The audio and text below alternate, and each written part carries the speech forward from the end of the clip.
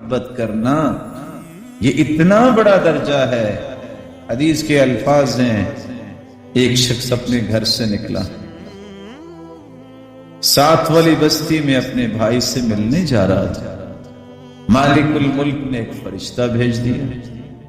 فرشتہ اس سے سوال کرتا ہے، الی این ترید، کہاں جا رہے ہیں آپ؟ وہ کہتا ہے، ارید اخلی فی ہذہ القریہ، میں اس بستی میں اپنے بھائی سے ملنے جا رہا ہوں۔ فرشتہ پھر سوال کرتا ہے، وَهَلْ لَكَ مِن نِعْمَةٍ تَرُبُّهَا عَلَيْهِ، کسی احسان کا بدلہ دینے جا رہے ہو؟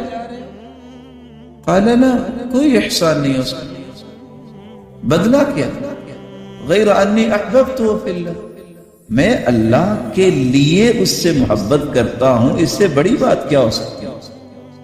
فرشتے نے فوراً کہا، میں سوال تو دو کر بیٹھا ہوں، اب جواب میں بھی ایک دے دوں۔